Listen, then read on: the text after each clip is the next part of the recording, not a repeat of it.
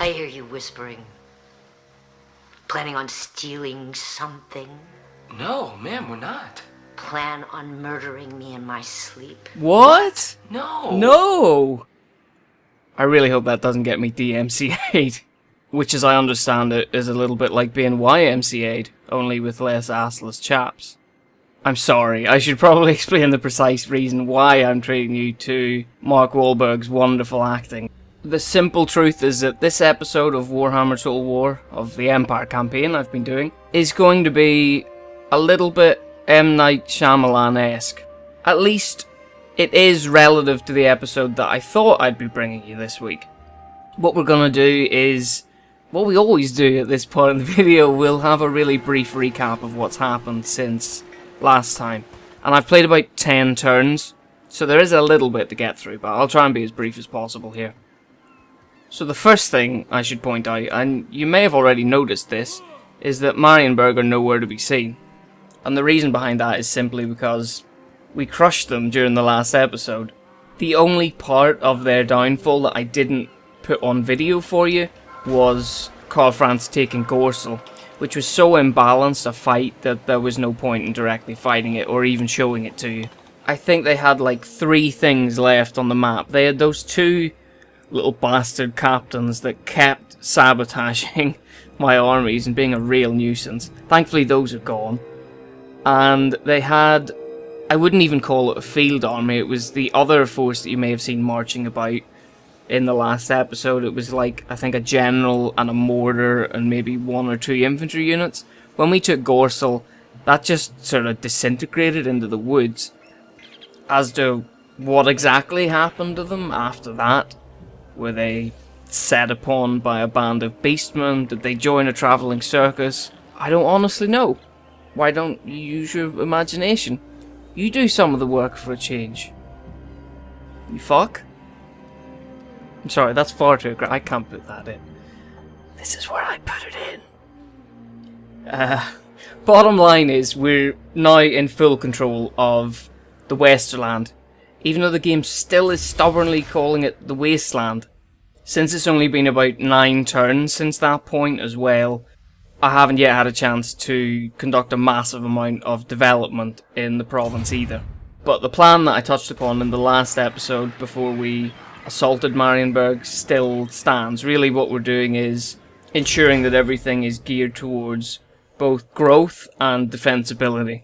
That's something that we'll be looking at more in future episodes though, because for now there's no immediate threat from the Norscan tribes, or at least I hope there isn't.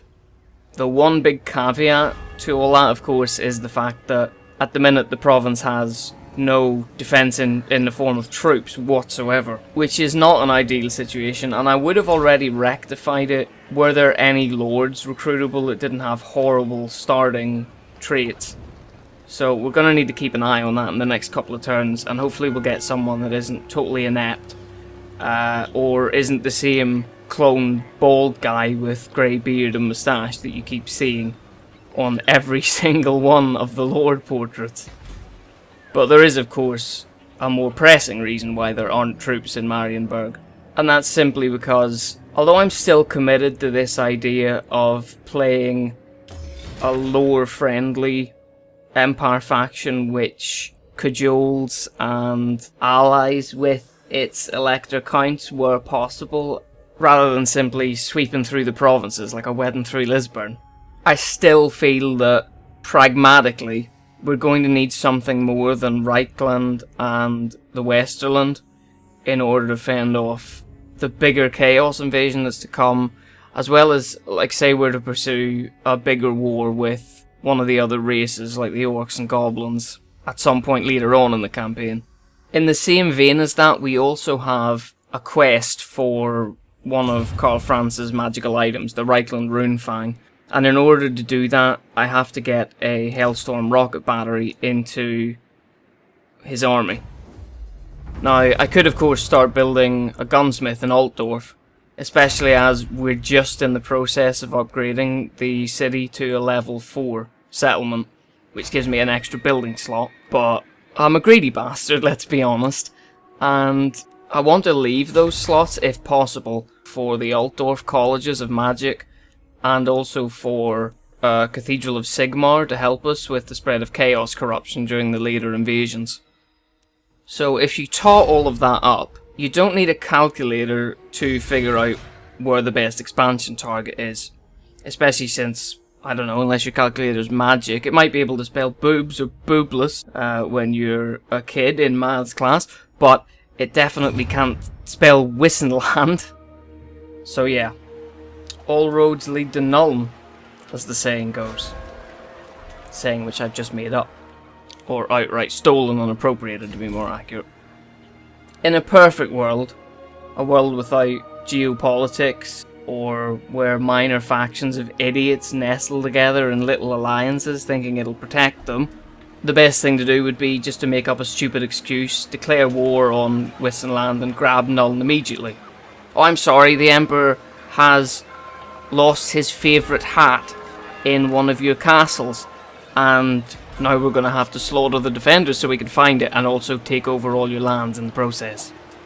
So, like the weasel that I am, I spent about 5 turns force marching all the troops we have, Olden's army and France's army, right up into Wissenland's heartland, because we have military access both with Wissenland and with Stirland, meaning that I can get my armies positioned right up on there, ready to plunge the knife in when they least expect it.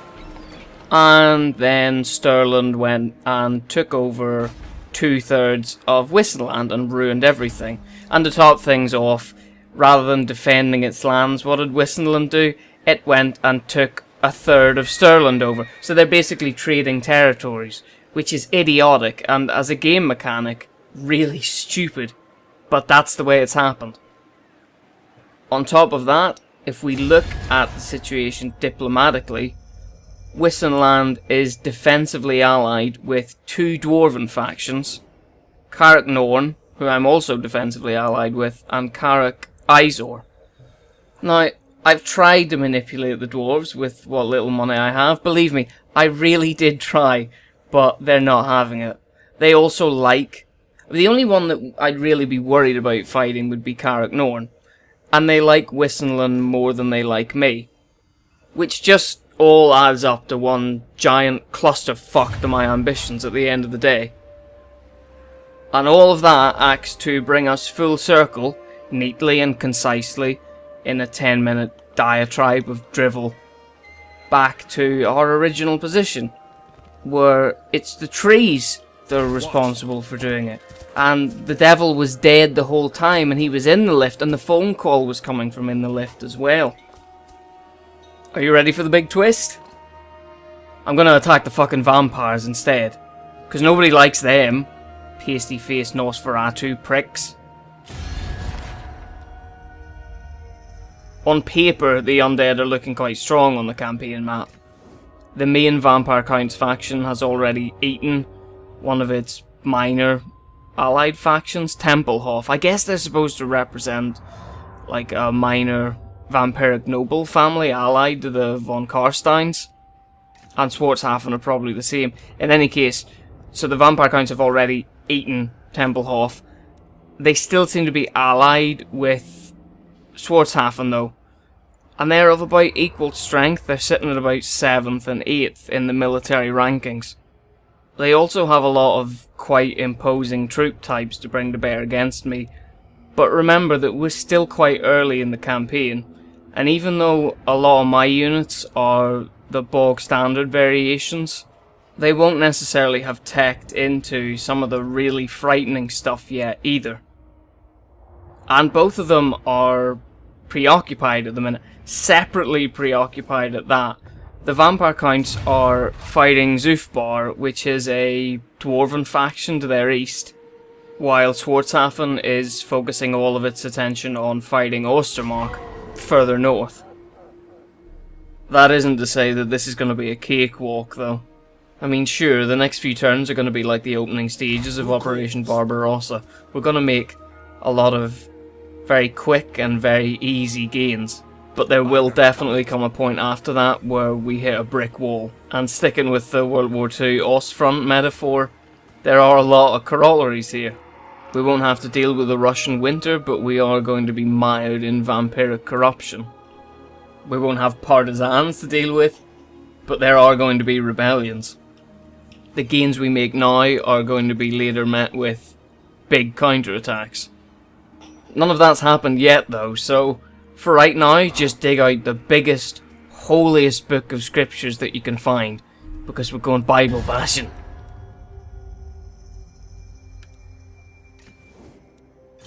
More sleep grows, I can tell. You come thinking to bargain, but I have already won. More sleep? Why are you talking about the moon? You see, this is why people keep turning up, crusading into your lands, trying to cut your head off. You creepy big albino goth bastard, you. Let's try and pull Wissenland in with us here. And Parvon. It'll keep Wissenland out of trouble, maybe, for a little while, if nothing else. And I'm fairly sure the vampire counts will go in on Swartzhafen's side. We're counting on it, really. Good. We will make such charnel pits that your dead will choke the lands and then rise on my command. How do you talk without moving your lips like that? Could you teach me? Maybe after the war.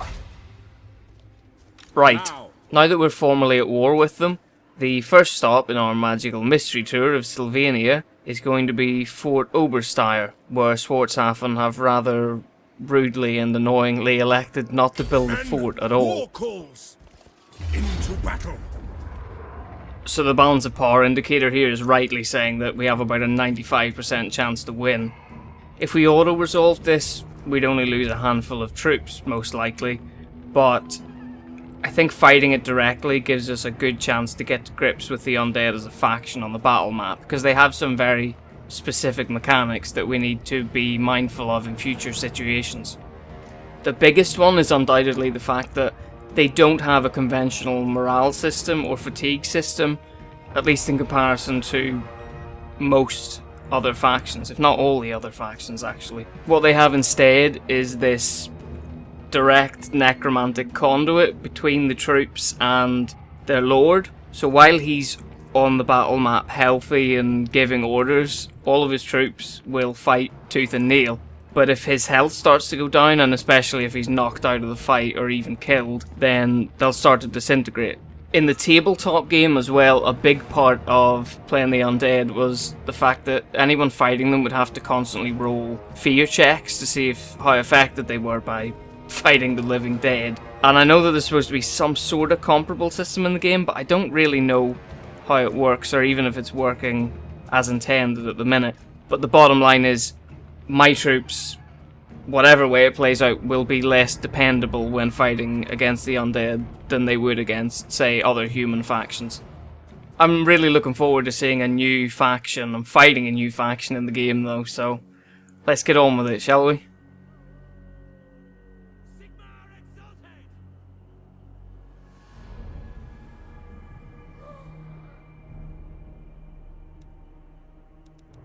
The Empire endures!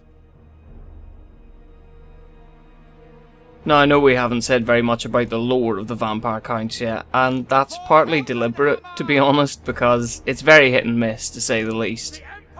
I think part of the problem is that the faction has been done and redone so many times over the decades that a lot of it just doesn't fit together lore-wise anymore.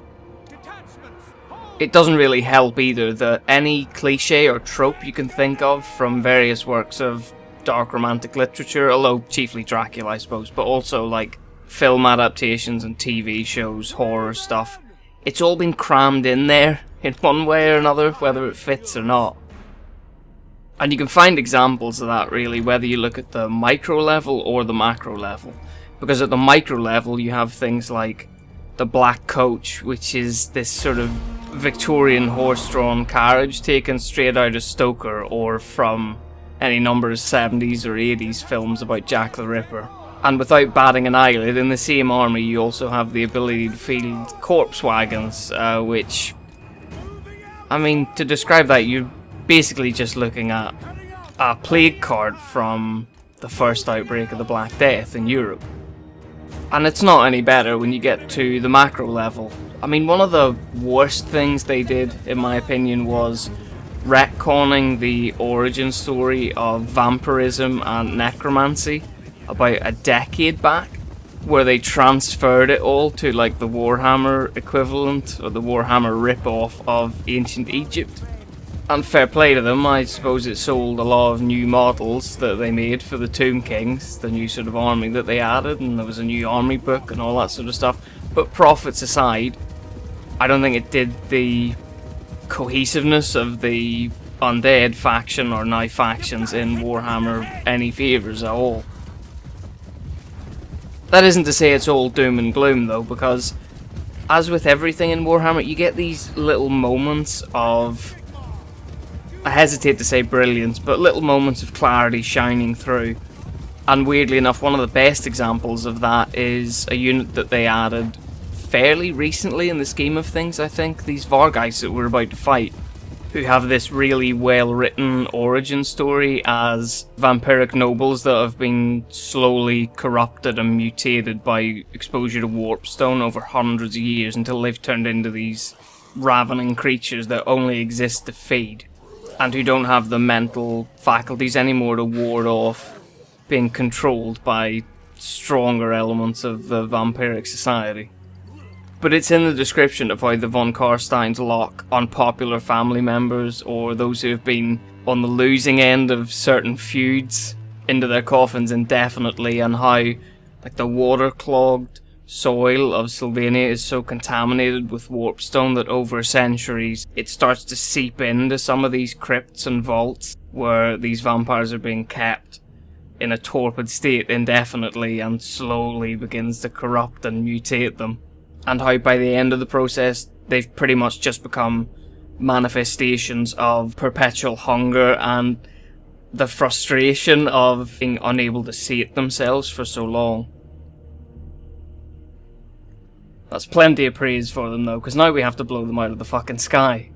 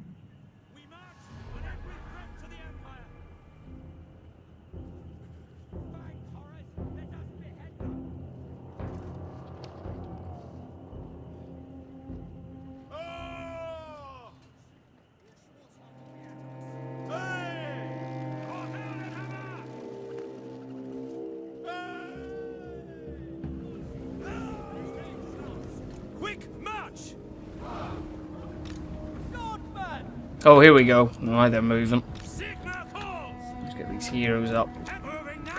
Are those Felbats really heading towards my Reichsguard? Is that possibly the worst decision they could make? Really? They are as well. And that's their funeral. Second funeral.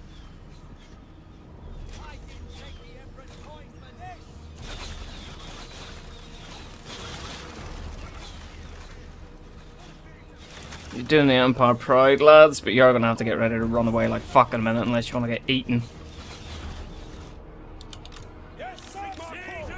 Okay, time to move back. Get some good volleys in on those Vargheist. Let's get the Empire to counter. The Empire? The Emperor to countercharge them as well.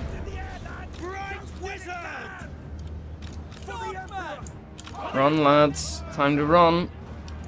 Those Felbats really did engage my Reichsguard. It's ridiculous. I don't know why my wizard's out that far. He fucking should not be. Although the cap should be. Right, time to start counter-charging here. Before it's too late. Also support these captains and stuff.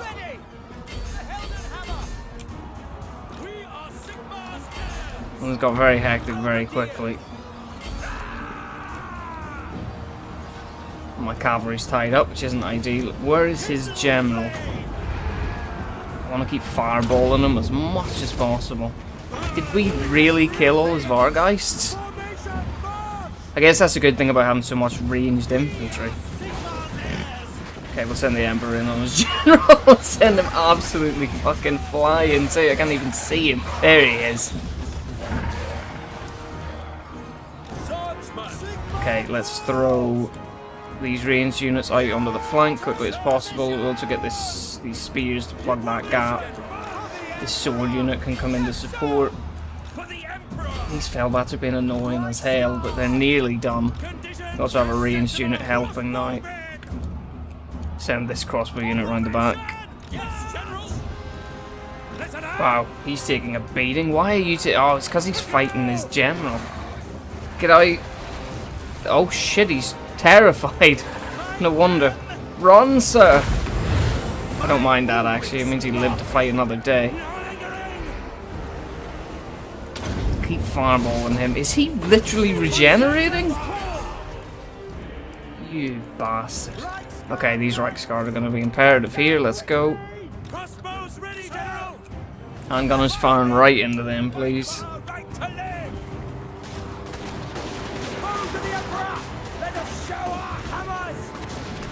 Good lads. Stay down.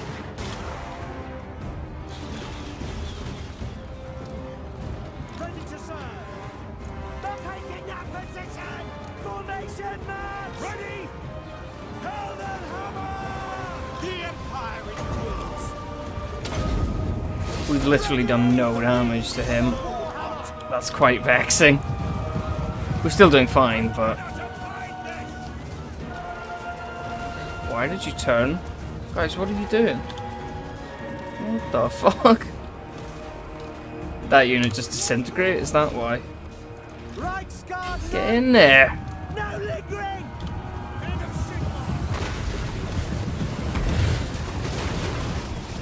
Death to the enemy.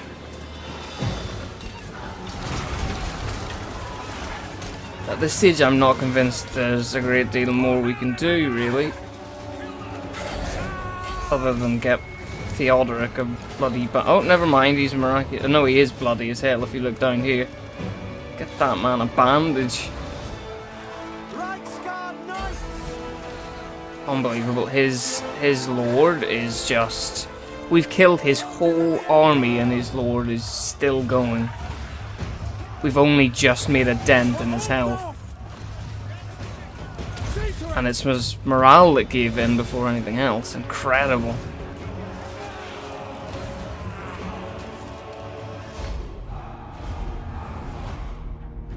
Wow. I mean, that just goes to show you, even though that was like 95%, and I think we took fairly few losses on our side. Those Vampire Count Lords are astonishingly powerful. And if he'd have had some better tier units, or some units that weren't so expendable, that would have been much tougher considering how long he held on. The Vargeists were very disappointing though, by contrast. I barely even saw them till they were all lying dead on the ground. Thanks to Karl Franz.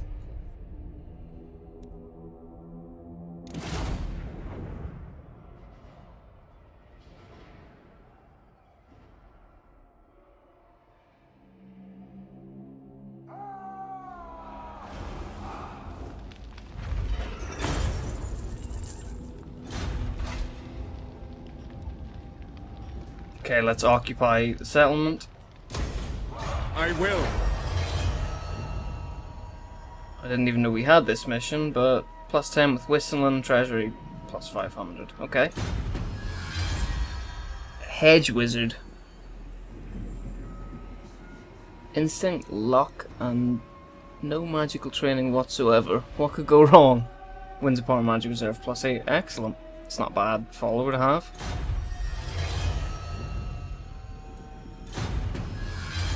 And Ludwig's dead. Should have stuck the right music. Sucking the blood out of goats somewhere in the middle of nowhere.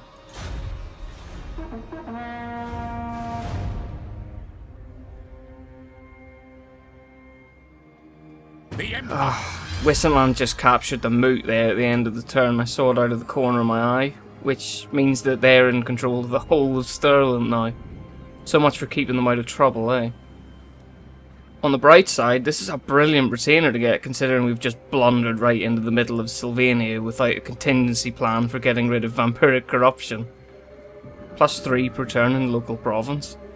That's really good. The Savage Blow. Many conflicts are won or lost on the strength of the first vicious charge. Men are sent flying from the battlefield, often in pieces even before the savagery of melee begins. A well-timed charge shatters enemy morale as well as bodies. Blood and sweat may cost the victors, but victory is always painted in colours such as these. Those at the head of the charge seek ever greater thrills, ever more bloodshed. As the battle becomes bigger, the body count grows higher, and the trickles of blood become ever-flowing rivers of red. Charge bonus +20 for all armies of all factions. For 10 turns. I have no idea what this is about, but it's something we're going to have to be very mindful of. Theodoric Pappenheimer, our captain's had a rank up, but he's also going to have a name change in a minute, because fucking hell. Ordinarily I'd give him a Warhorse, but we're about to conduct a siege, so I think we'll just give him Blade Master and 1 point in Hard to Hit, which is melee defense. Up. Carrot Cadron has declared war on Ostermark. Again, dwarves and humans. It's not ideal, but nothing I can do about that at the minute. Population surplus in Reichland. Really? 3? Wow, that province grows fast. I'm not even finished building the level 4 city yet, and it's nearly ready for the 5th upgrade. I'm tempted to upgrade one of these villages to town, but I'm not going to because we're going to need a lot of money in Altdorf shortly for what I want to build next, so we'll bide our time with that one. We also have a population surplus of 1 in the Wasteland, the Westerland. See, the game's got me doing it now as well. It's the Westerland. We can't rightly do anything useful with that yet, but it's good to keep in mind. We're definitely going to need more troops there too before too long, just in case. And finally, peace negotiated. Carrick Izor and Carcassonne. There you are, Carrick Izor's off playing board games while the rest of us are knee deep in undead guts and eyeballs. At least someone's kept a sense of perspective. And Zufbar have negotiated peace with Swartzhafen. I've got to assume Swartzhafen are the driving force behind that, considering we just waded right into the middle of their territories. So we have 4 main things to take care of this turn. The first is that we're going to have to keep moving our warrior priest and our second captain up towards Sylvania, because they're going to be imperative for helping public order and reducing corruption. They really can't get there fast enough. And we'll also move up this witch hunter, who I got a few turns ago in a random event, again, which is really good because I can't recruit them yet either. We'll definitely have to rename these guys in a future episode, but there's too much to worry about just at the minute for that. Then the second thing we want to do is construct a training field, I think, in Fort Oberstyre, because we're definitely going to get into a situation shortly where we need to replenish troops.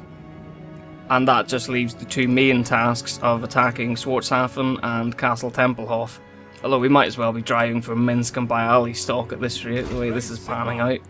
Karl Franz has issued the Vampire Befehl, which means that anyone we see that looks like a vampire, talks like a vampire, or seems like they may ever have had contact with a vampire at one time or another in their lives is to be liquidated immediately. Cavalrymen have also been fed methamphetamine to keep them awake for the long march ahead. And finally, just to check that yes, we have absolutely no strategic or tactical reserve should anything go wrong. All right. I think we're just about ready. Fight for our nation.